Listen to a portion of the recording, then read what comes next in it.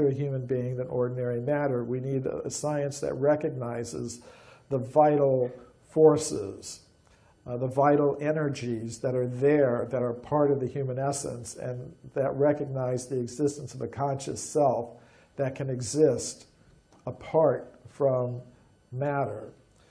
So what I've tried to do in my book, Human Devolution, is give some rational scientific justification for thinking that these things are true.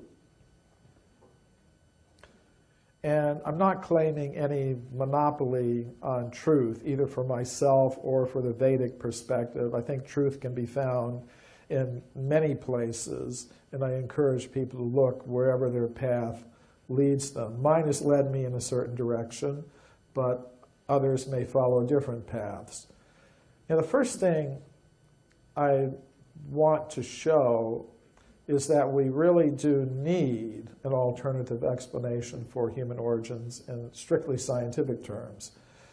Let's first look at what the current theories tell us. It's that life began on Earth from chemicals about 2 billion years ago. Then simple life forms arose in the oceans. Then they went to the land. Then about 40 or 50 million years ago, you get the first apes and monkeys. And then about 6 million years ago, you get the first ape men. And then finally, about 100,000 or 200,000 years ago, you get humans like us for the first time on Earth. But ancient wisdom traditions tell a different story. For example, the ancient Sanskrit writings of India tell us that humans have existed since the very beginning of the history of life on Earth. We're not a recent appearance here. But many scientists will say, okay, well, that's what your mythology says, but all the physical evidence supports our point of view. It supports this evolutionary picture of human origins that we see here. But when I did 8 years of research into the entire history of archaeology, I found that there is physical evidence showing that humans like us have existed for millions and millions of years on Earth, going all the way back to the very beginnings of the history of life here. And this evidence takes the form of human bones, human footprints, and human artifacts, many, many millions of years old. So I documented this evidence in this book, Forbidden Archaeology, which is about 900 pages long. Some people call it forbidding archaeology because it just seems like too much to pick up. So we brought out this book in a shorter edition called The Hidden History of the Human Race, which has now been translated into 20 languages. This is the Russian edition, the French edition. This is the Bulgarian edition. Now, the evidence that I document in these books is not very well known because of a process of knowledge filtration that operates in the world of science. We can call the blue box up there the knowledge filter, and it represents the fixed ideas that most scientists today now have about this question of human origins. So reports of evidence that conform to these fixed ideas will pass through this intellectual filter very easily, which means that students will read about this evidence in their textbooks. People will see scientists talking about it on TV shows. If they go to the local museum, they'll see these discoveries. But if we have evidence that radically contradicts these fixed ideas, they tend to be ignored, forgotten, even actively suppressed. So I'm going to give a few examples of the kind of evidence that I'm talking about. This is Virginia Steen McIntyre. She's an American geologist who I know personally. When she was a young woman, just after she got her PhD, she was a rising star in her profession. But then she was called to Mexico to date an archaeological site called Huayatlaco. This is the excavation at Huayatlaco. the American and Mexican archaeologists there found human artifacts in layers of solid rock. And of course, they wanted to know how old they were. So they called a team of geologists to date the site. Virginia Steen McIntyre and her colleagues used 4 different methods to date the site. And they got an age of about 250,000 years. But the archaeologists said, we can't accept that. That's impossible. According to their theories, human beings capable of making the artifacts didn't exist anywhere in the world at that time. They hadn't evolved yet. So they refused to publish the age for the site given by their own hand-picked team of geologists. And Virginia Steen McIntyre decided, well, I'll independently publish the age for the site. If these archaeologists won't publish it, I will. So she did that. And when she did, she experienced an extreme negative backlash from her colleagues in the scientific world. She was labeled a troublemaker, a publicity seeker, a maverick. She wrote to the editor of the journal that published her report, not being an anthropologist, I didn't realize how deeply woven into our thought the current theory of human evolution has become. Our work at Huayatlaco has been rejected by most archaeologists because it contradicts that theory, period. So this is how this knowledge filtering process works. Now here's a case from England. This is the Red Crag Formation at a place called Walton-on-Naze. The Red Crag Formation is this layer here. It's got this reddish color. And this is where Walton-on-Naze is in East Anglia, near Ipswich. And there's some fossil shells that are found in this formation, the Red Crag Formation. Now, in 1881, the geologist Henry Stopes made a report about a very interesting shell, that was found at in the Red Crag at Walton-on-Naze, and here it is. It's interesting because it has a very simple but nevertheless recognizable human face carved upon it, the first happy face. And he reported on it at a meeting of the British Association for the Advancement of Science. Now it's interesting because the Red Crag Formation is between 2 and 3 million years old. And according to most modern scientists, the very first symbolic marks made on shell or bone by humans are less than 100,000 years old. One of the oldest examples they have is some simple marks made on a piece of bone from the Blombos cave in South Africa, and they believe it's 77,000 years old. So to have this sort of thing at 2 or 3 million years old is really quite extraordinary. It was a very controversial find at the time. Many scientists heavily criticized Henry Stopes, but his daughter, Mary Stopes, who was also a geologist, defended her father's discovery in some scientific publications. Now, in the same part of England, I want to point out one thing, is that this carved shell with a human face on it has gone missing. No one can locate it today. That often happens with these discoveries related to extreme human antiquity. They tend to disappear. So that's the case with this, although we do have the photographs and original scientific reports. Now, another interesting discovery was made in the same region. It's a fossil human jaw. from the same region. And this anatomically modern human jaw was found 16 feet deep in the Red Crag Formation at Foxhall in England in 1855.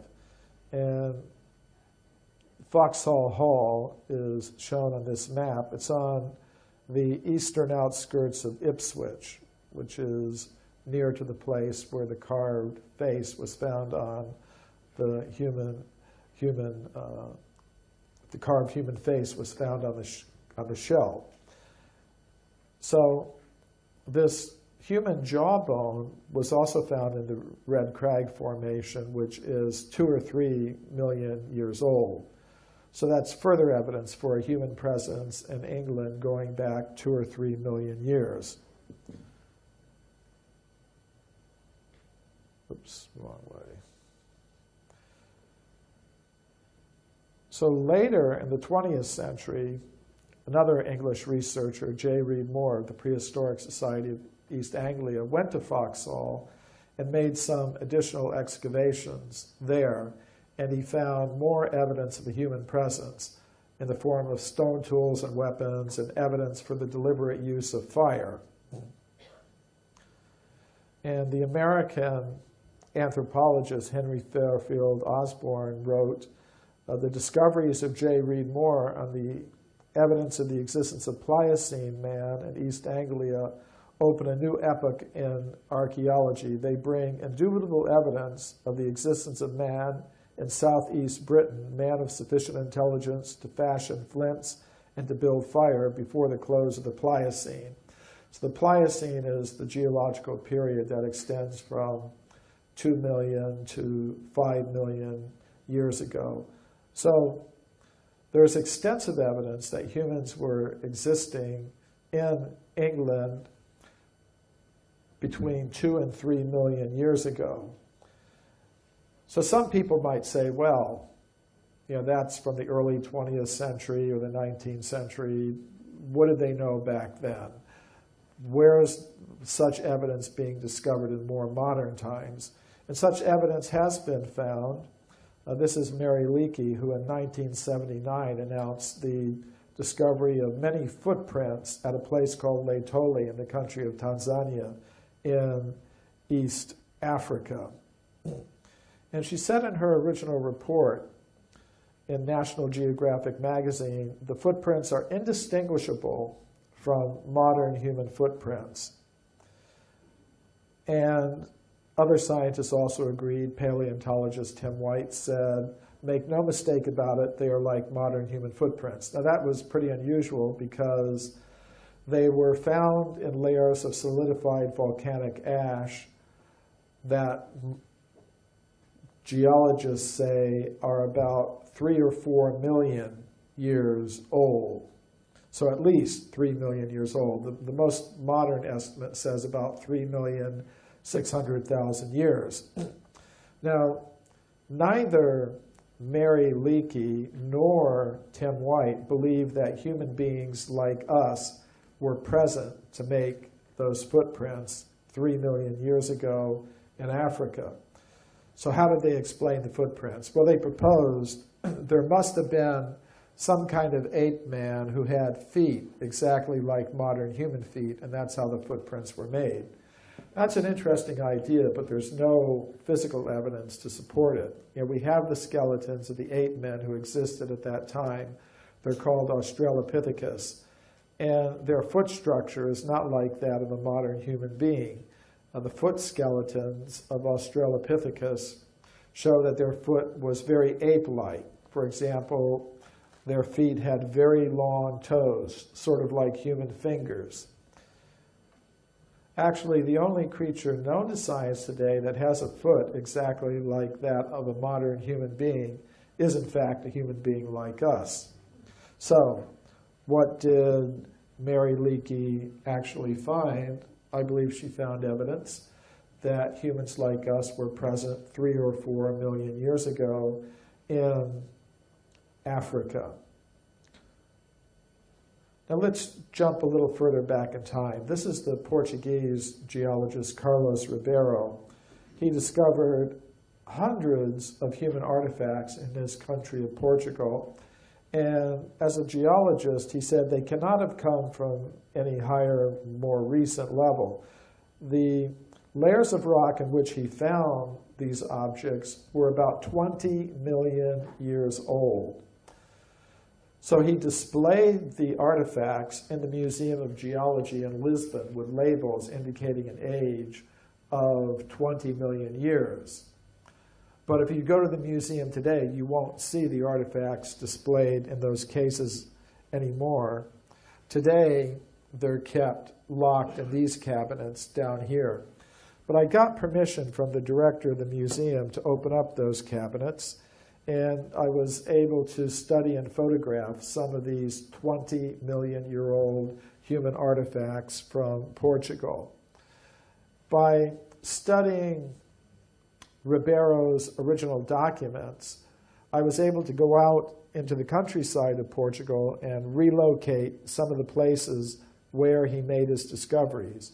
For example, this is the quarry at Morganheira, and here's one of the artifacts that he found there. It's a flint artifact, pointed. Now, it's interesting what happened. When Ribeiro was alive, he displayed the artifacts in the museum with labels indicating an age of 20 million years. After he died, his colleagues did something interesting. They left the artifacts on display in the museum, but they wrote new labels for all of them, giving them far younger ages. This is the new label that they wrote for the artifact I just showed you. The second line here gives the age. It says in Portuguese, Paleolítico Superior. That means Upper Paleolithic. And according to modern archaeologists, that period in Europe goes back about 20,000 years. So Ribeiro's colleagues thought 20 million years, that's impossible. 20,000 years, that sounds about right. So they wrote new labels for all of the artifacts. And then the next generation of officials in the museum just put the entire collection away, new labels and all. And I'm the first researcher in over 50 years to see them.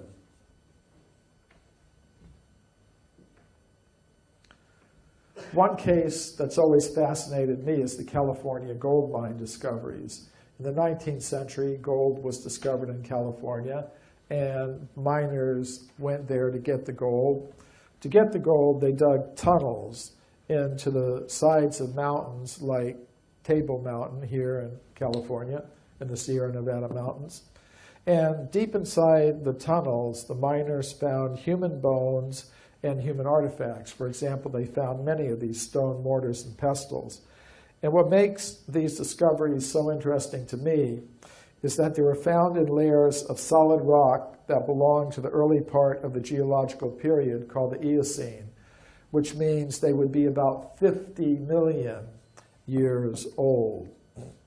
These discoveries were reported to the scientific world by Dr. J.D. Whitney. He was the chief government geologist of California.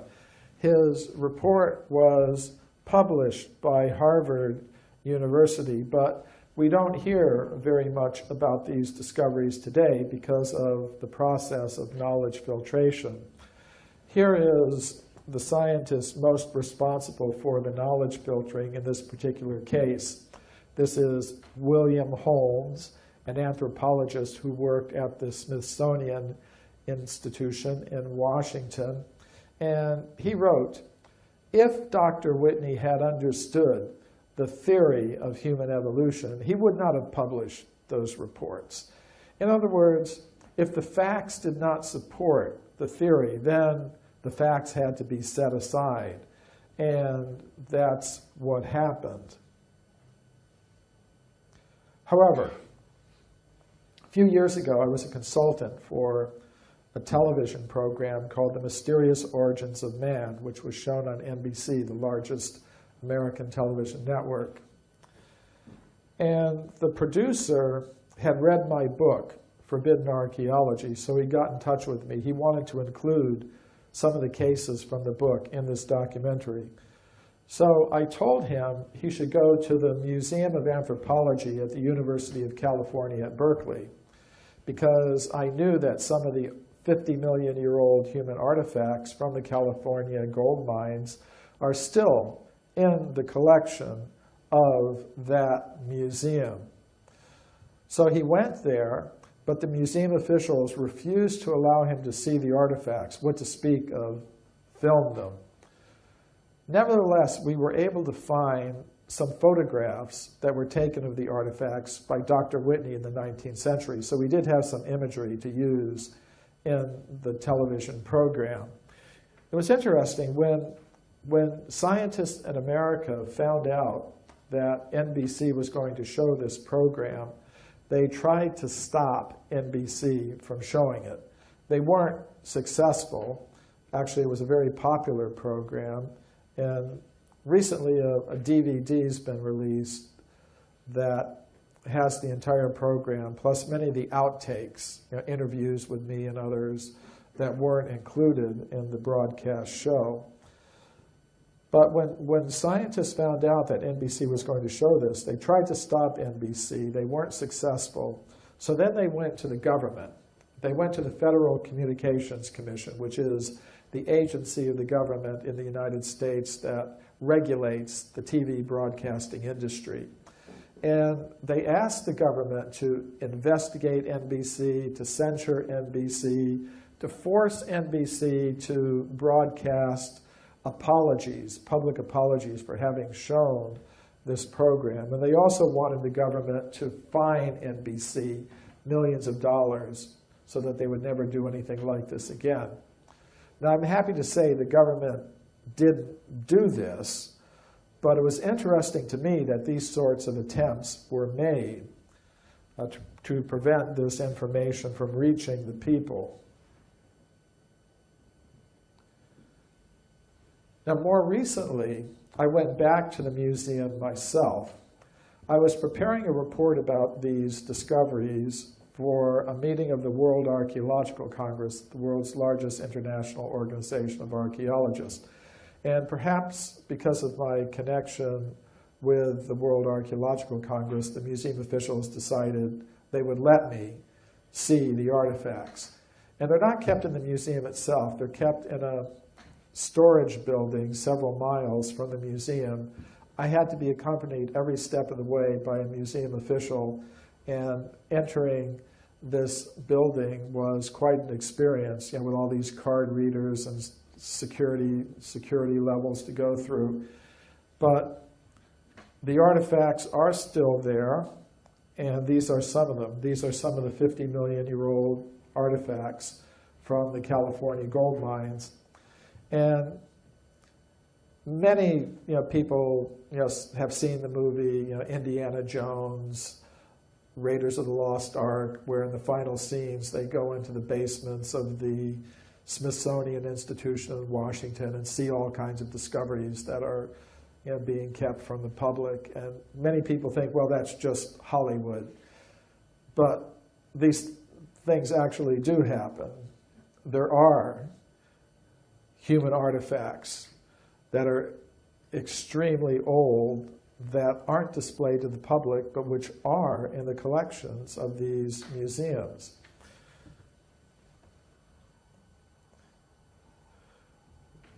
After studying some of Dr. Whitney's original reports, I went into the mountains of California. And this is Table Mountain as it looks today. And we were able to relocate some of the old 19th century gold mining tunnels where these objects were discovered, and it should be possible to do more research there. Now, how far back in time can we go with evidence like this? In the year 1862, a scientific journal called The Geologist published an interesting report. An anatomically modern human skeleton was found 30 meters below the surface of the ground in the state of Illinois in America. And according to modern geologists, the level at which the skeleton was found is about 300 million years old. And directly above the skeleton was a thick layer of slate rock, which was unbroken, which means the skeleton cannot have come down from any higher, more recent level. It had to be as old as the layer in which it was found. In this case, 300 million years, which is older than the dinosaurs. This interesting report from Scientific American tells of a beautiful metallic vase that was found 5 meters deep in solid rock near Boston. According to modern geological reports, the age of the formation in which the object was found is about 600 million years. The oldest objects I found in my research come from South Africa. Miners in the western Transvaal region have found many of these round objects. They're made of hematite, which is a naturally occurring type of iron. The most interesting feature is the parallel grooves that go around the center of each object. These were shown on the NBC television program, but before NBC agreed to allow them to be shown, they said, you have to give them to an independent company of metallurgists to examine. So we did that, and the metallurgists gave a report saying they could not explain how those grooves could have formed naturally in the layers of the earth, which means they had to have been made by someone with human-like intelligence. Now these objects, these hematite spheres, are found solidly embedded in mineral deposits over 2 billion years old. So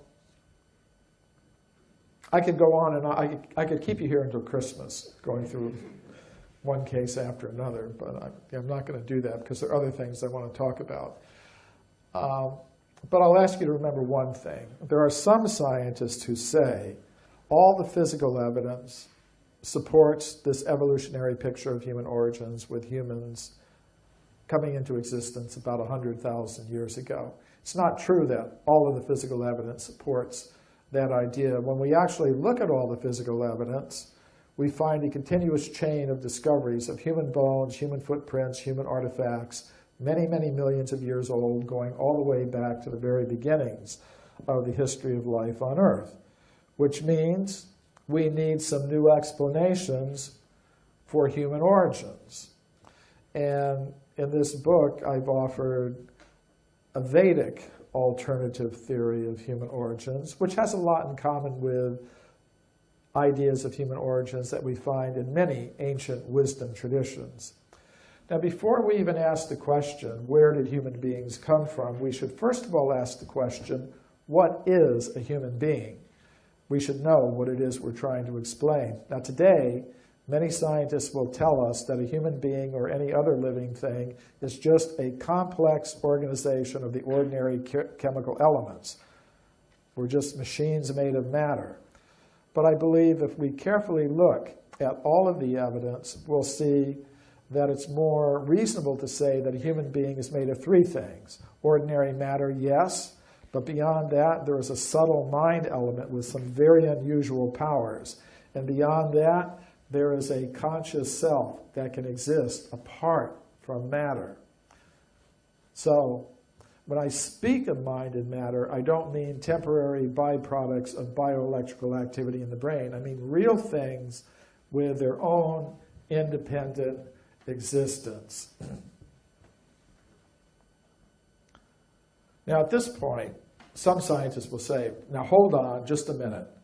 That's not how we do science. We don't start introducing all kinds of strange new substances into our picture of scientific reality like mind and consciousness. This is science. In science, we deal with what we know, and what we know is matter, the chemical elements. So therefore, if we're going to be scientific, we should try to explain everything about human origins in terms of matter organizing itself. Anything else is mythology or something, but it's not science. However, that's not really true. Modern science does operate in a way that involves introducing new substances into our picture of reality. Let's look at cosmology, for example. Until the 1970s, when astronomers looked at the sky, they tried to explain everything they could observe in terms of ordinary matter operating according to known gravitational laws. They found they were not able to do that. For example, they found they could not explain the spiral structure of galaxies in that way. To explain what they actually observed, astronomers introduced a strange new substance they call dark matter, which you cannot observe, but it has a gravitational effect. And they found even that was not enough. So more recently, they've introduced an even stranger new thing they call dark energy, which has a force that operates the opposite of gravity. Gravity attracts, this dark energy pushes things outward. So today, astrophysicists believe the cosmos is composed of only 5% ordinary matter, the chemical elements. They believe that 30% is composed of this strange new substance called dark matter, and that 65% is composed of the even stranger new substance they call dark energy. So I think the same sort of thing is necessary in biology. I don't think we can explain everything we can observe about human beings in terms of the chemical elements, ordinary matter. I think we need to introduce new substances into our picture of biological reality. And I'm not the only one who's saying that. This is Rodney Brooks, who works at the Artificial Life Lab at MIT. A few years ago, he published an interesting article in Nature. He commented that the programs of artificial life and artificial intelligence are failing to deliver the results that most scientists expected would be possible. And that's interesting because if life really is just a combination of matter, we should be able to duplicate important features of life in computers and machines like robots. And we are to a certain limited extent, but we are not able to produce anything that is remotely like what human beings are really capable of. So he was wondering, why are we failing?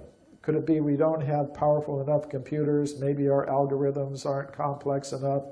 He decided, no, we've got excellent computers, we've got excellent computer programmers and technicians who can build robots. What's the problem? The real problem, he said, is this. There might be some extra sort of stuff in living systems outside our current scientific understanding. And what might that extra stuff be? Among the possibilities he was considering were some ineffable entities such as a soul or elan vital, some vital force. And I agree with him. I think we do need to add some new substances into our picture of biological reality. I think we need to add a mind substance and the substance of consciousness. And I think there's some scientific justification for this. The ordinary matter we don't have to talk about. Everybody accepts that. But what about scientific evidence for the existence of a subtle mind element associated with the human organism with very unusual powers that cannot be explained by our current laws of physics? There is some evidence for this, but it's been subjected to the knowledge filtering process so that you won't find it mentioned in the official education system or scientific institutions. And I'll give some examples of evidence for a mind element. Mind is something like air. We can't see air, but when air moves over an element that we can see, like water, we can observe its effects. We can see waves forming. So mind is something like that. We cannot see the mind, but many scientists have observed the very unusual effects of mind on ordinary matter. Now, one of these scientists was a famous English scientist, Alfred Russel Wallace. He was, along with Darwin, the co-founder of the theory of evolution by natural selection. But we rarely hear his name these days. And that's because he became interested in research into the paranormal. And when he became interested in research in the paranormal, Darwin wrote to him saying, I don't know what you're up to. I think you're going to murder our joint child, the theory of evolution, by getting into all this paranormal stuff.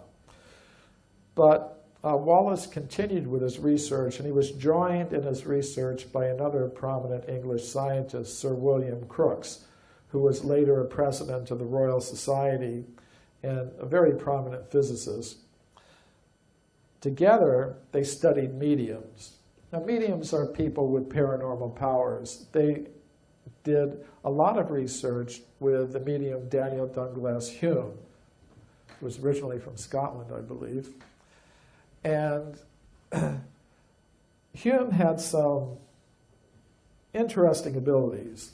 You know, for example, he could take an accordion, hold it on the top end, opposite the keys, and the accordion would play very elaborate tunes. So Wallace and Crookes decided to study this. They wanted to make sure that he wasn't, surreptitiously, like some magician, getting his other hand down there on the keys to play it, or somehow or other tricking them. So to prevent that, they built a cage.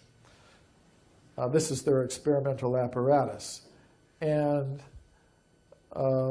he had to hold the accordion at the top here, opposite the keys, and this cage would prevent him from getting his other hand down there or his foot or whatever to manipulate the keys and cause it to play some very elaborate tune. Another possibility they considered was, well, maybe he had some kind of trick accordion with some mechanism inside it. So they bought a completely new accordion from a music store and used that in their experiments. And the experimental setup was like this. Hume had to sit with one hand on top of the table, his other hand on the accordion. And even under those carefully controlled conditions, he was still able to cause the accordion to play very elaborate tunes. But it doesn't stop there. Both Wallace, the co-founder of the theory of evolution, and Crookes, a president of the Royal Society, they both testified that on occasion they would see him take his hand completely out of the cage, and the accordion would be floating in the cage all by itself, playing very elaborate tunes. Now, you're not going to read about that in your physics textbooks, but these things were actually reported by these prominent English scientists. Another thing that both Wallace and Crookes observed were levitations by Hume. Now, we know that there are magicians who can perform the illusion of a levitation, but it requires some kind of apparatus. So what they would do is they would go to Hume's apartment, his lodgings in London, unannounced, and just say, "Come with us right now." And they would take him to some place he'd never been before, the home of some gentleman, a scientist or scholar, with nobody to assist him, no apparatus. They would simply take him to the middle of the parlor or whatever, and then they would observe him levitating under these circumstances. And it happened once in the home of Crookes. And he said he felt everywhere, around him, below him, beside him, over him. No wires, no apparatus. He's just floating in the air. On another occasion, the scientists had him on the third floor of a building in a room, and they observed him assume a horizontal floating position, float out a window on the third floor, and then float and come in another window horizontally, and then assume a vertical position. So I take this as evidence for a subtle mind element. Of course, those into shamanic realities will understand that mind over matter is a very real thing, and those that are able to control the mind can actually do these things. Now, another example. Every physics student learns about the work of Pierre and Marie Curie. They were husband and wife. They both got Nobel Prizes in physics for their work in discovering radium and other things. And you read about this in every introductory physics textbook. What you don't read about is that they were heavily involved in research into the paranormal. They were part of a group of 20 prominent European scientists who were doing such research in Paris early in the 20th century. The group included 5 Nobel Prize winners. The group did 2 years of experiments with the Italian medium Eusapia Palladino. And this woman had some very unusual powers, mind over matter, psychokinetic types of abilities.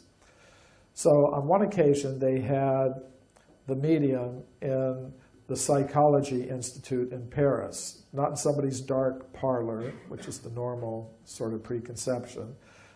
They had her in broad daylight in a scientific institution in Paris. They put her in a chair. Marie Curie, the Nobel Prize-winning physicist, held her hands. Other scientists held her feet, completely controlling her motions.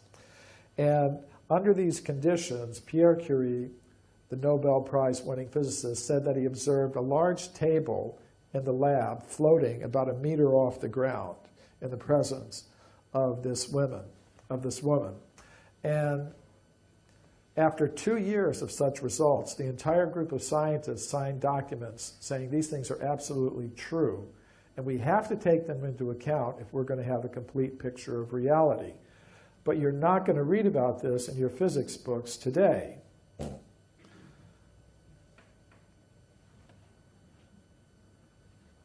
In more recent times, Robert John, head of the engineering department at Princeton University, did some very interesting experiments with random number generators. Random number generators are computer-like machines that will generate as an output a genuinely random series of zeros and ones. If you let the machines run by themselves, they'll generate 50% zeros, 50% ones. But John and his colleagues asked students from the university to sit in front of these machines and simply will mentally that the machines produce more ones than zeros or more zeros than ones. And these experiments went on for over 10 years. They're very well documented. And the students were actually able to do it. They were actually able to cause the output of the random number generators to vary just according to their mental intention. So again, this is more evidence, I believe, for the existence of a subtle mind element associated with the human organism that can act on ordinary matter in ways we can't explain by our current laws of physics. There have also been some very interesting experiments carried out at universities in Europe on extrasensory perception. In these experiments, one person called a receiver is put into a very relaxed state. Meanwhile, at another location, another person called a sender is shown an image randomly selected by a computer. The sender tries to mentally send the image to the receiver.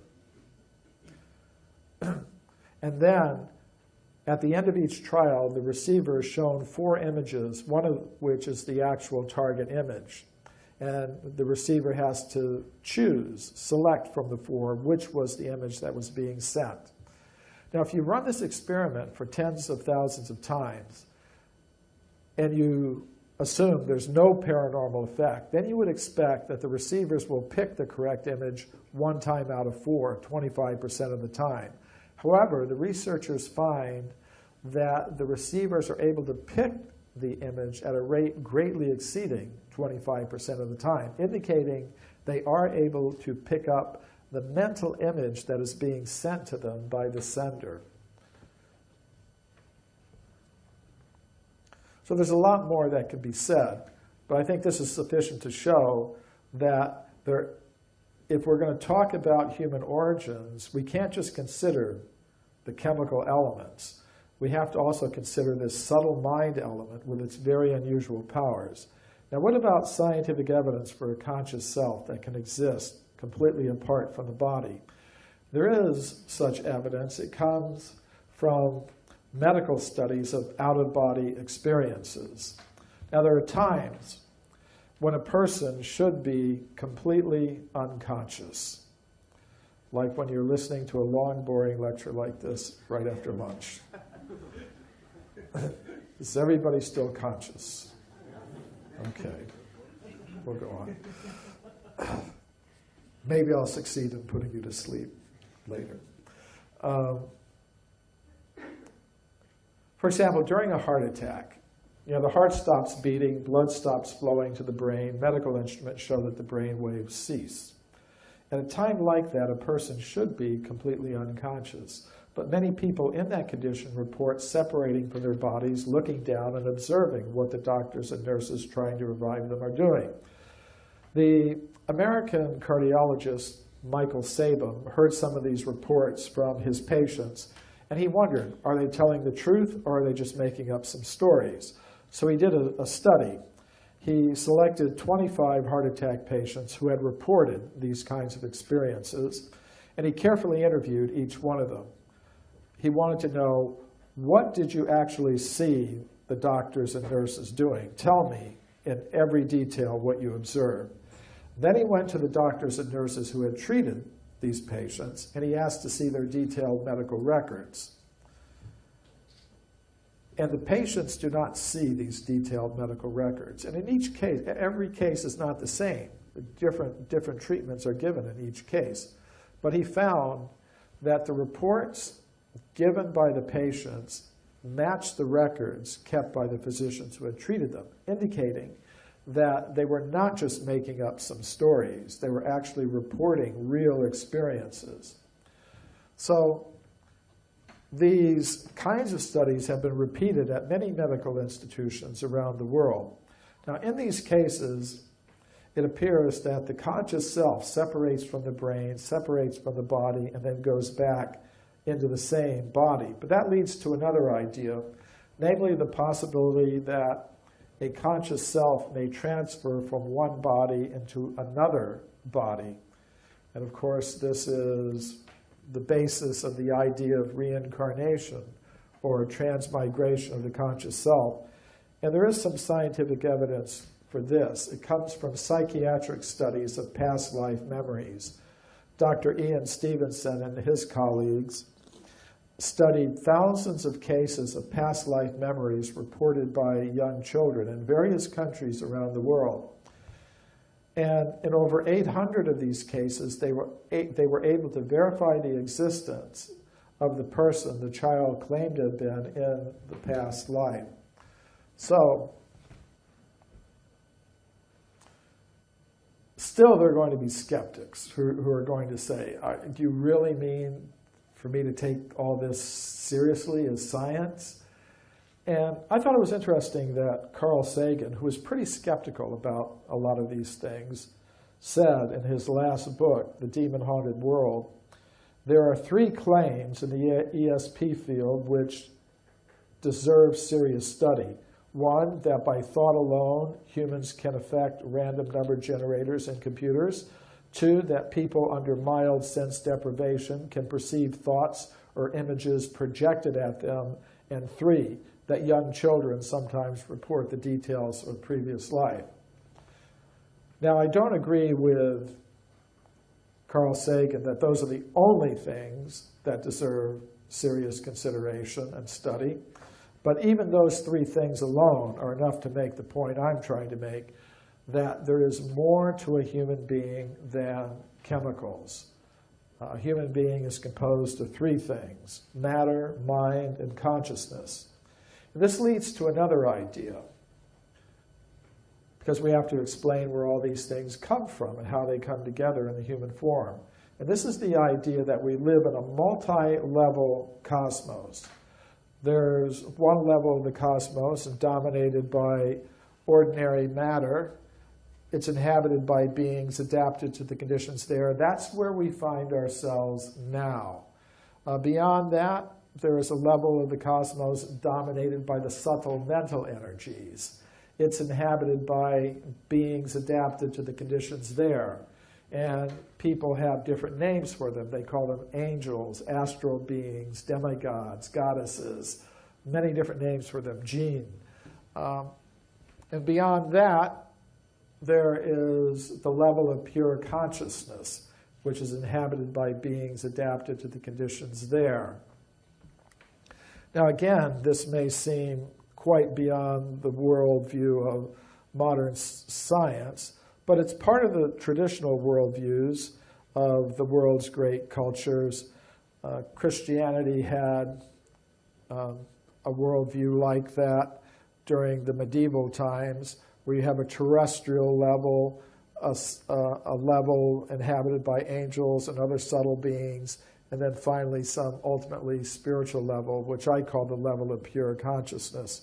And the Egyptian cosmology has that, Chinese cosmology, practically all the cosmologies of the world's ancient wisdom traditions had the idea of a multi-level cosmos. But it does seem quite beyond the range of modern science. So people may wonder, okay, ancient wisdom traditions talk about these things, but what sort of evidence is there in modern times that we exist in a multi-level inhabited cosmos? I think there are 6 categories of evidence that deserve consideration. One is communications from spirits of departed humans that are received by humans on this level of the cosmos. The other is possession of the bodies of living humans by spirits of departed humans. Third category is apparitions of spirits of departed humans, that become visible to humans in our level of existence. Fourth, possession of bodies of living humans by spirits of superhuman beings of either a divine or demoniac nature. Fifth, apparitions of superhuman beings. And sixth, the modern UFO alien abduction types of events. I'm going to give one example from each category of evidence. This is Sir Oliver Lodge, a prominent British physicist, lived in the late 19th century, early 20th century. During World War I, he lost a son, Raymond Lodge, was killed in Europe during the Great War. And afterwards, Lodge tried to establish communication with the spirit of his departed son. And with this in mind, he approached a medium named Gladys Leonard. But he approached her in disguise so that she wouldn't know who he was, couldn't do any research about him. And through this medium, he was able to establish communication with the spirit of his departed son. And in these communications, things were revealed that would have only been known to his son Raymond. Now, afterwards, Lodge wrote a book about this case. And being a professional scientist, a very prominent scientist, he was very much aware of the kinds of objections that his scientific colleagues would give to the possibility of receiving communications from the spirit of a departed human being. So in this book, he gives very elaborate reasons for accepting the reality of the communications and deals with all these objections that would be given by his scientific colleagues. So I think it's a very interesting study by a professional scientist who believed in the possibility of establishing communication with spirits of departed humans. Now a case of spirit possession. This is the psychologist William James, considered to be the father of modern psychology. In his textbook, Principles of Psychology, he discusses what he regarded as a genuine case of spirit possession. Now, the case is called the Watseka Wonder. Watseka is a little town in Ohio, and in a bit of synchronicity, it's also the name of the street I live on in Los Angeles, Watseka Avenue. So the case concerns a girl named Lorancy Venom. She lived quite a normal life with her mother and father until one day she started going into trance states. And in these trance states, she encountered the spirits of departed humans. And one of them was a girl named Mary Roth, the spirit of a girl who had died some years before. And Mary Roth told Lurancy, I want to visit my parents, my family. They live near you. So I would like to make use of your body in order to do that. So after that happened, Lurancy Venom felt like a complete stranger in her own house. And she began talking of this Roth family. So her parents searched, and they found the Roth family and brought them to the house. And as they were coming to the house, Lurancy immediately recognized them. Oh, that was my mother, that was my sister. So both families agreed that Lurancy should go and live with the Roth family, which she did for several weeks. And during that time, she behaved perfectly as their daughter, just manifesting all kinds of detailed knowledge of the family history and the family affairs, things that would only have been known to Mary Roth. Then, after several weeks, Lurancy again started going into trance states. And Mary Roth told her, okay, I've seen my family, I'm going to go back to where I was. And when that happened, Lurancy Venom felt like a complete stranger in the Roth house. So then both families agreed she should go back to her original family. And what I find interesting about this case is that it was included by William James, a prominent psychologist, in his textbook, Principles of Psychology, as a genuine case of spirit possession.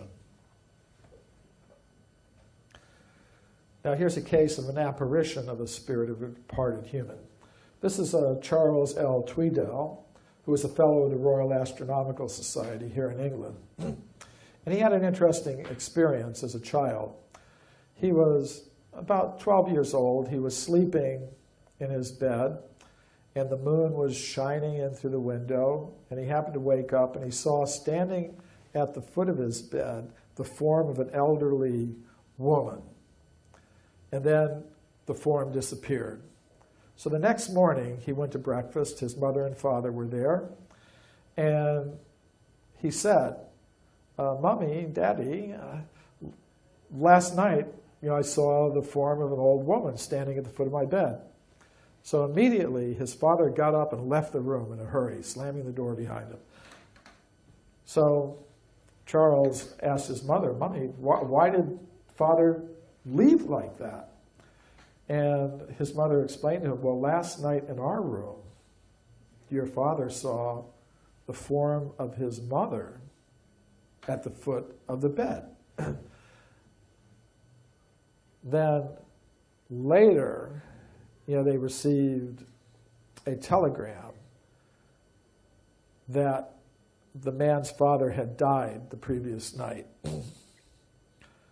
So later in life, when he was an astronomer, Charles Tweedale calculated, because he could remember where the position of the moon was shining in his window on that particular date. And from that, he could calculate the time at which the apparition had occurred. And it happened to have been shortly after, just minutes after the woman's time of death.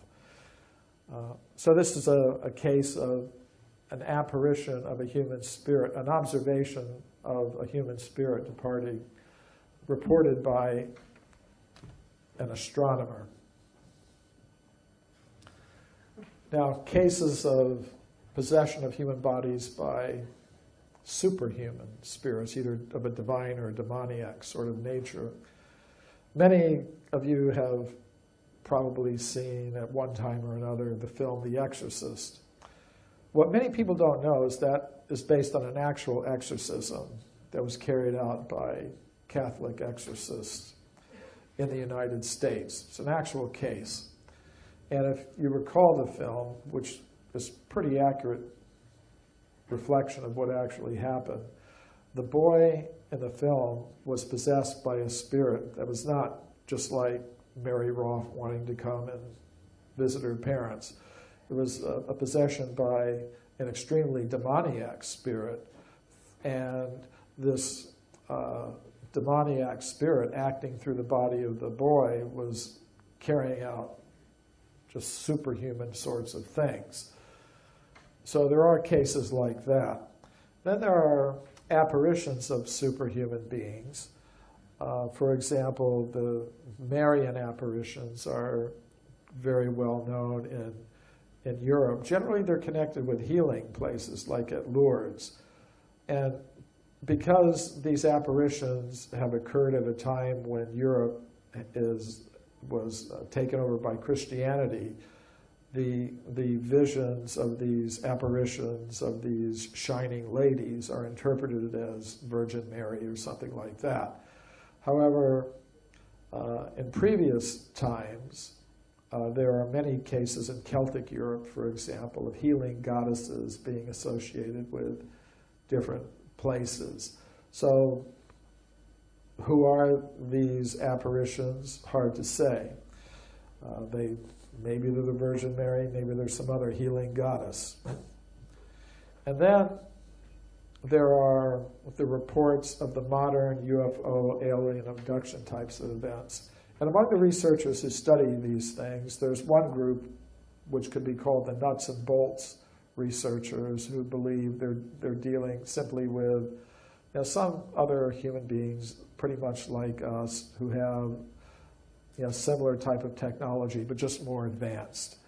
They interpret it in just a mechanistic fashion. But there's another group of researchers who notes paranormal elements to the UFO and alien abduction types of events. For example, many of the people who have been abducted report communicating telepathically with the aliens or the extraterrestrials. They may report being floated through walls and things of that sort. So one of the researchers who's in that latter group was Dr. John Mack, who was head of the psychiatry department at Harvard University Medical School. Actually, both he and I were invited to speak at a crop circle conference in Glastonbury a few years ago. So we met there, and we had agreed to stay in touch with each other because we liked each other's research. Unfortunately, he died in a rather mysterious automobile accident in England a short time later, so we weren't able to keep up our association on that platform anyways. But he wrote in one of his books, "It appears ever more likely that we exist in a multidimensional cosmos. The cosmos appears to be filled with beings, creatures, spirits, intelligences, gods." Now you could imagine what sort of trouble that got him in with his colleagues at Harvard, who convened an academic court to try to have his tenure removed. Now he successfully fought that. So I think it was one of those rare individuals in the world of science who has the courage to speak out about these things. So if we have a multi-level cosmos, there are different features of that. One is travel between the different levels, which may be carried out in different ways. It may be carried out shamanically. This is Black Elk, an American Indian shaman, who reported being taken to other levels of the cosmos by his spirit guides. So that's one way to travel, through the different levels of the cosmos shamanically. And there are also those who report, being able to travel through these different levels in a mechanical way, but it's based on a technology quite different from what we're accustomed to deal with today. The ancient Sanskrit writings of India speak about vimanas, or spacecraft, that are able to travel not just from planet to planet on our level of reality, but interdimensionally, through different levels of the cosmos. There's also the phenomenon of information transmission between the different levels. This is a statue of an Assyrian king receiving communications from a sun god, Shamash. And in most ancient wisdom traditions, we have similar accounts. Now today, even modern science recognizes the possibility of receiving communications from extraterrestrials. Most governments in big countries have, at one time or another, had some program for SETI, Search for Extraterrestrial Intelligence. Generally, this tends to involve receiving radio signals from outer space with radio telescopes. But there may be other ways in which extraterrestrials are attempting to communicate with us, such as through crop circles, for example. Another phenomenon is that beings at the higher levels of the cosmos are able to influence the forms of the living things on the lower levels. And we get some hints of this in phenomenon such as the Lourdes phenomenon. The story is very well known. Two little French girls, some French girls went out to some cave near the village where they lived, and they saw the form of this shining lady. And in this cave, there was a little spring, and then people would go to that spring and they experience miraculous healings. As I said, this has been interpreted through a Catholic lens, a Christian lens, but who knows? Healing goddesses have always been part of the European landscape, even before Christianity. But what I like about Lourdes in particular is that there's a medical institution there where they carefully document these cures. If a person comes in with some incurable disease or condition, it's carefully documented, and if a cure is experienced, that's also documented. There was a case of a French worker who had an extreme case of varicose veins, and then shortly after bathing in the waters at Lourdes, the case was completely cured. Now it's interesting that the cures are not attributed to anything in the water. The cures are attributed to the higher being that is associated with that locality. So let me bring things to a close here, summarize what I mean by human devolution. What I'm proposing is that we begin our existence as beings of pure consciousness on the level of pure consciousness. Now, the ruling principle of that level of pure consciousness is love. Love for the source of all conscious beings, love for all other conscious beings. Now, if a conscious self becomes egotistical, if a conscious self becomes selfish, it can no longer exist in that harmonious level of pure consciousness. Then it comes down to lower levels. It may come down to the level of the subtle mind element, and it may exist there as an angel or god or goddess or astral being. Or it may come further down to the level of gross matter, where it will receive a covering of gross matter, and those coverings are what we call bodies. So what I mean by devolution is the process by which a conscious self becomes covered by the lower energies of mind and matter. So to put it in a nutshell, we don't, as conscious beings, evolve up from matter, as most scientists now believe. Rather, we devolve or come down from this level of pure consciousness.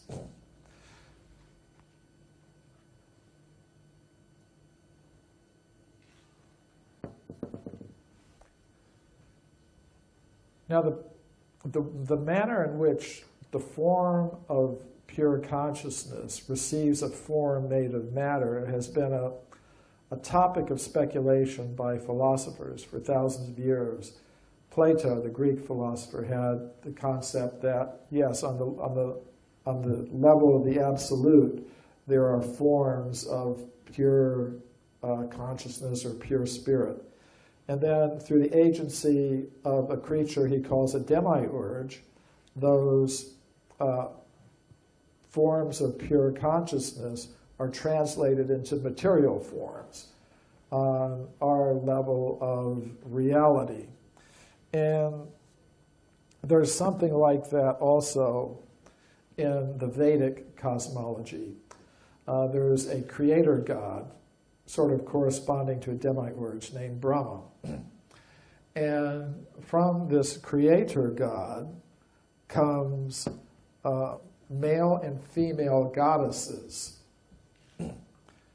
And it is through the sexual activity of these male and female goddesses who exist on higher levels of reality that the forms of the plants, animals, and human beings on our level of reality come into existence. And in their reproductive activity, these gods and goddesses make use of bijas, or seeds. Bija is the Sanskrit word for seed, and the seeds contain the forms that are developed through this sexual reproductive activity. And there's an analogy to this in Western cosmology. The philosophers like Plotinus, St. Augustine had the concept of logoi spermatikoi, rational seeds.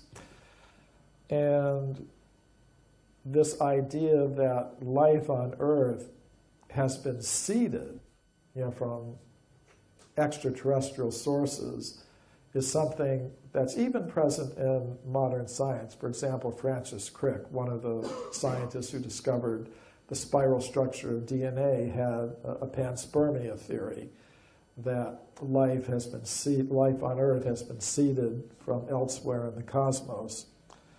And we also find in some of the modern UFO alien abduction type of accounts the idea of alien-human hybrids. And this is something that's very much present in the ancient wisdom traditions. There are many cases of people on Earth having celestial mothers and terrestrial fathers, or the reverse, celestial fathers and terrestrial mothers. Now, for example, there's the case of the warrior Karna in the Mahabharata, one of the ancient Indian epics. And he had a demigod father and a terrestrial mother. So, but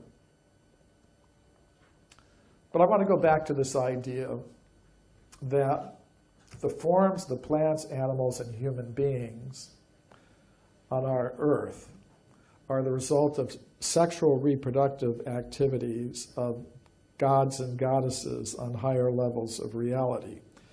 Now, normally, on our level of reality, if there's reproductive activity, you can only produce your own kind. For example, if two humans mate, they produce a human child. If two dogs mate, they produce a dog offspring. But these higher beings are able to manipulate their reproductive processes so that they are able to produce bodies not of their own kind. For example, these gods and goddesses may produce bodies of plants. They may produce bodies of animals, birds, insects, human beings.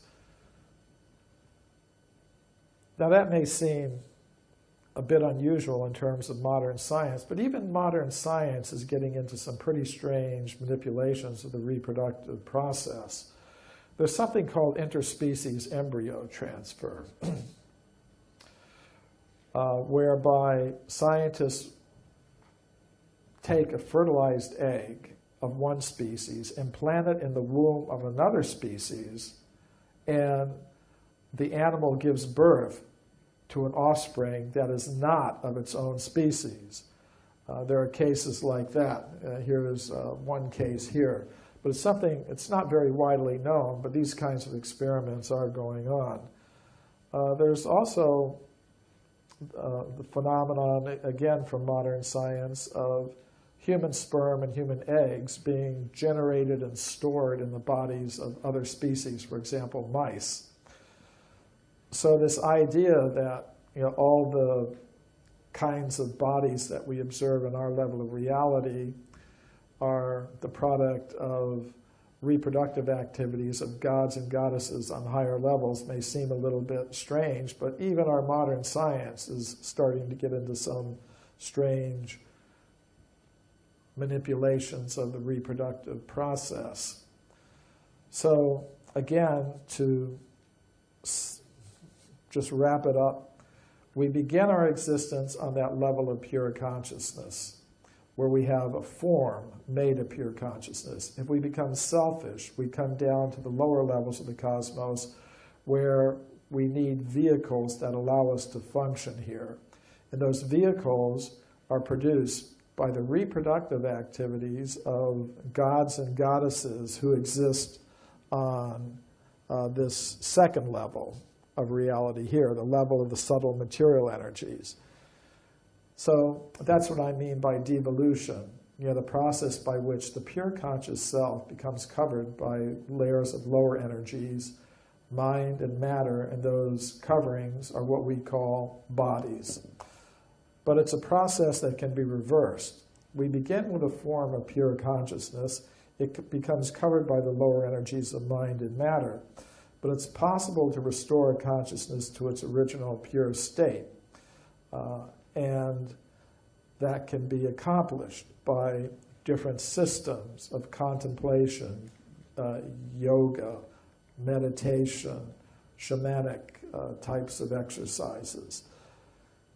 And as I said, I don't claim to have any monopoly on truth. The kinds of things I've been saying are not my own. They're the property of the ancient wisdom traditions, the common heritage of our whole human species. And if we can actually engage in this process of discovering what our real self is, it can be very helpful in resolving a lot of the problems that we have in the world today. Just like a geologist could tell us how to extract the element of pure gold from its ore where it's mixed with other less valuable elements. Now, once you've extracted the gold from its ore, you could form it into coins and stamp the coins with the symbols of different nations. But if it's really gold, it doesn't matter what symbol that you've stamped on it. So in the same way, if by some process of yoga or meditation or contemplation or mystic discipline, we're able to extract the element of pure consciousness from its covering energies and understand, yes, I am a being of pure consciousness. All others are beings of pure consciousness. We've all come from the same place. We're all related.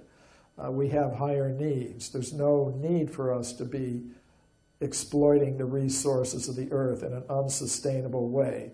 We should be trying to live our lives in the most simple, we should be living our lives in such a way that we satisfy our material necessities in the most simple, natural, and efficient way possible. And since we're all related to each other, there's no need to be fighting over less important things. If we're able to come to that level of awareness, then it doesn't matter what you call the process, how you label it, just as long as you get the result. So just once more, I'd like to say, thank you to Karen for inviting me. Thank you all for listening.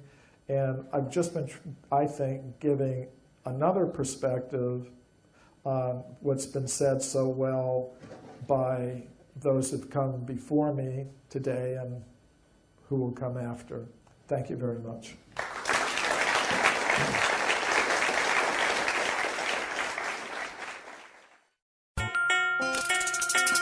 Indubitable evidence of the existence of man in southeast Britain, man of sufficient intelligence to fashion flints and to build fire before the close of the Pliocene.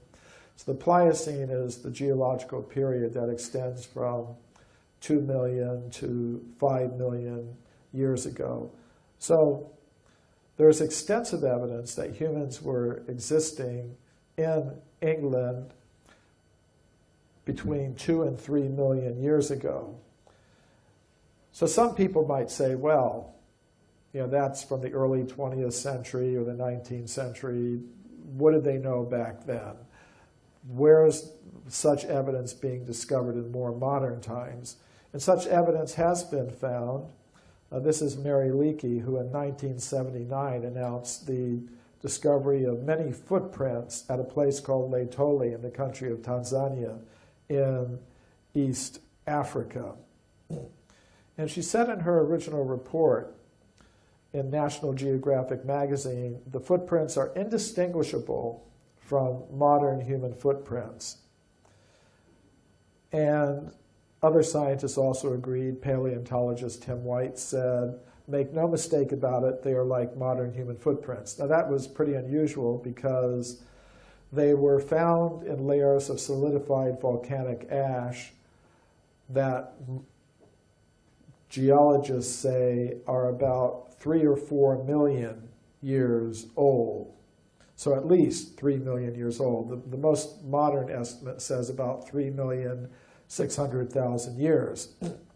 Now, neither Mary Leakey nor Tim White believe that human beings like us were present to make those footprints 3 million years ago in Africa.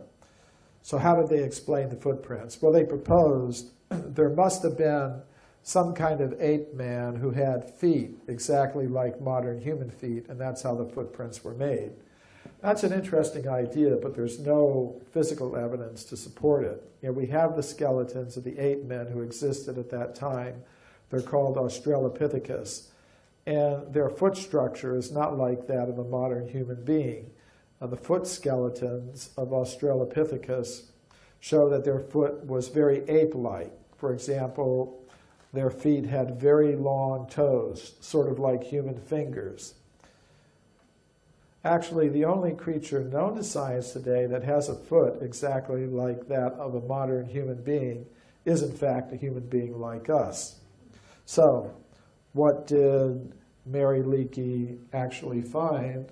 I believe she found evidence that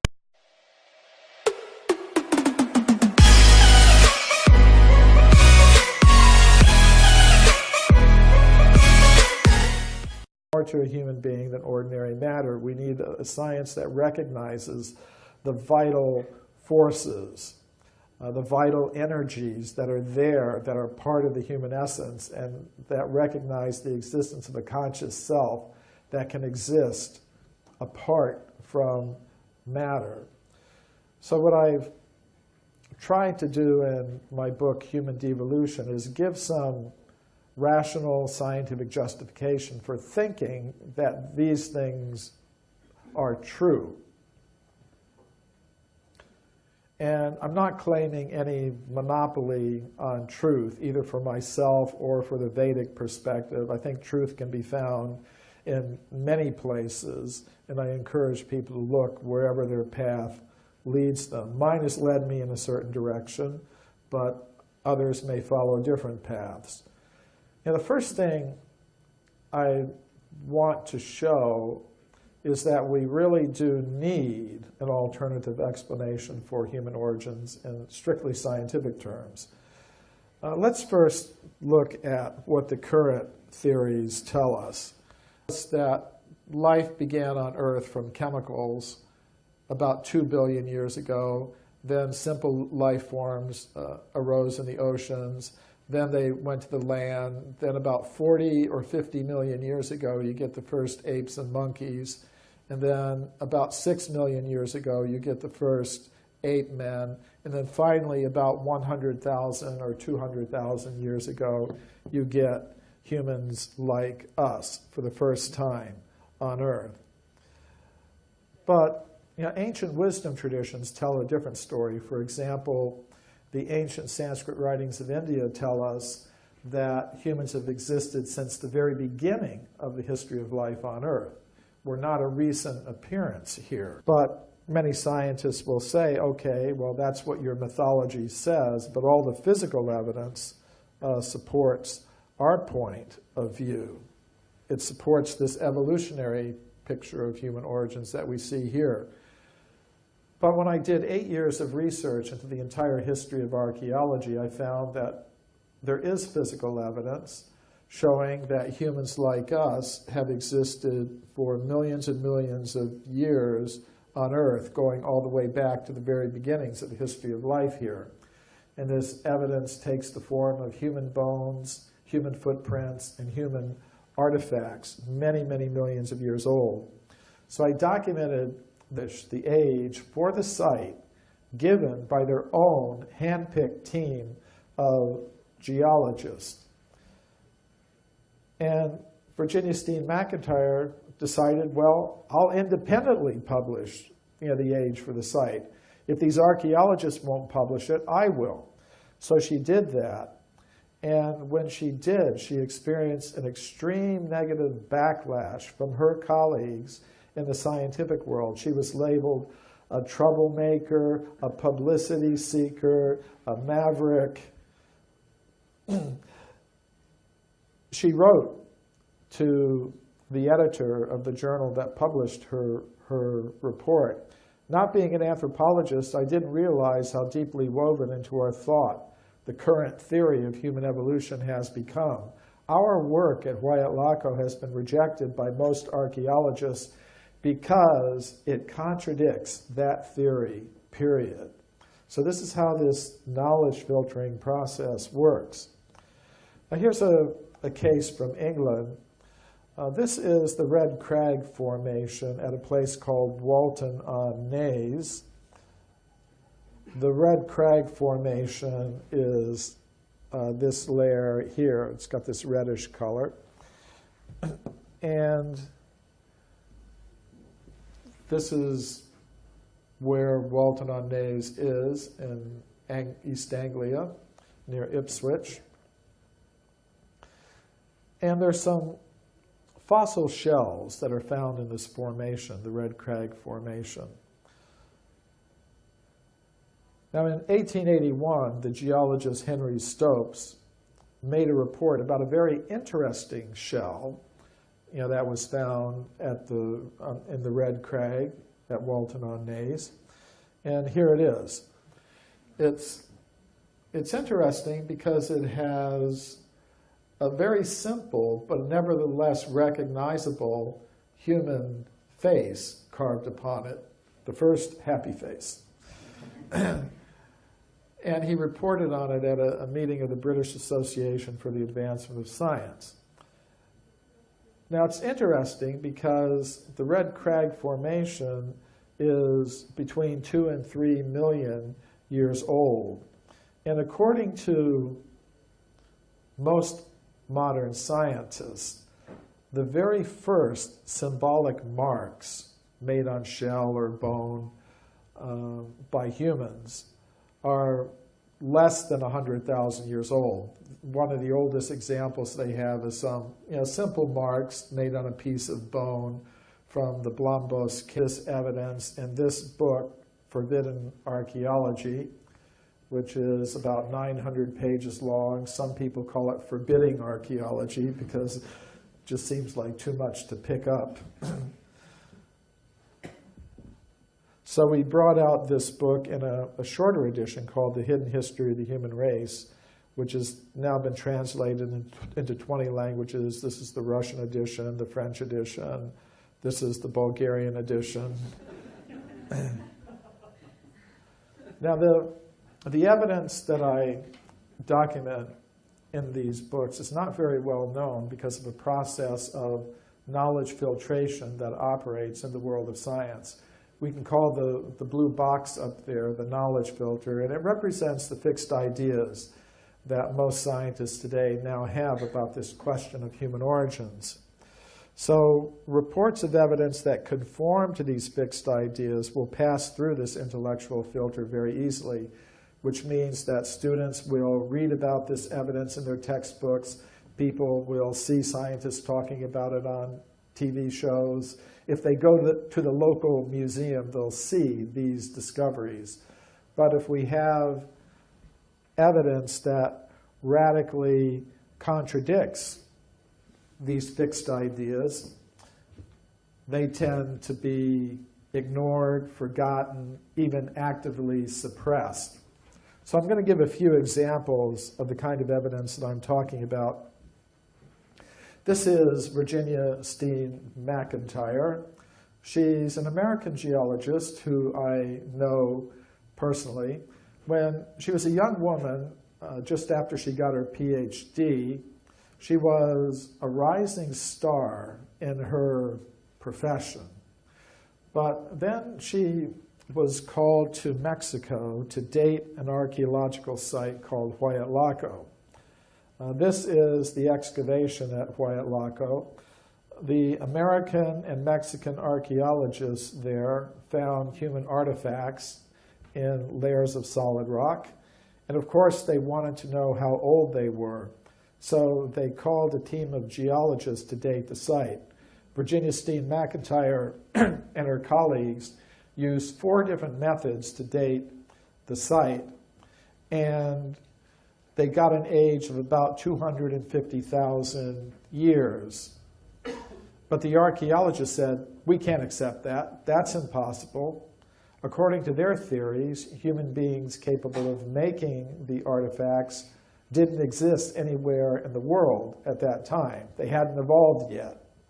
So they refused to publish in South Africa, and they believe it's 77,000 years old. So to have this sort of thing at 2 or 3 million years old is really quite extraordinary. It was a very controversial find at the time. Many scientists heavily criticized Henry Stopes, but his daughter, Mary Stopes, who was also a geologist, defended her father's discovery in some scientific publications. And in the same part of England, I want to point out one thing, is that this carved shell with a human face on it has gone missing. No one can locate it today. That often happens with these discoveries related to extreme human antiquity. They tend to disappear. So that's the case with this, although we do have the photographs and original scientific reports. Now, another interesting discovery was made in the same region. It's a fossil human jaw from the same region. And this anatomically modern human jaw was found 16 feet deep in the Red Crag Formation at Foxhall in England in 1855. And Foxhall Hall is shown on this map. It's on the eastern outskirts of Ipswich, which is near to the place where the carved face was found on the the carved human face was found on the shell. So this human jawbone was also found in the Red Crag Formation, which is 2 or 3 million years old. So that's further evidence for a human presence in England going back 2 or 3 million years. Oops, wrong way. So later in the 20th century, another English researcher, J. Reed Moore of the Prehistoric Society of East Anglia, went to Foxhall and made some additional excavations there, and he found more evidence of a human presence in the form of stone tools and weapons and evidence for the deliberate use of fire. And the American anthropologist Henry Fairfield Osborn wrote, the discoveries of J. Reed Moore on the evidence of the existence of Pliocene man in East Anglia open a new epoch in archaeology. They bring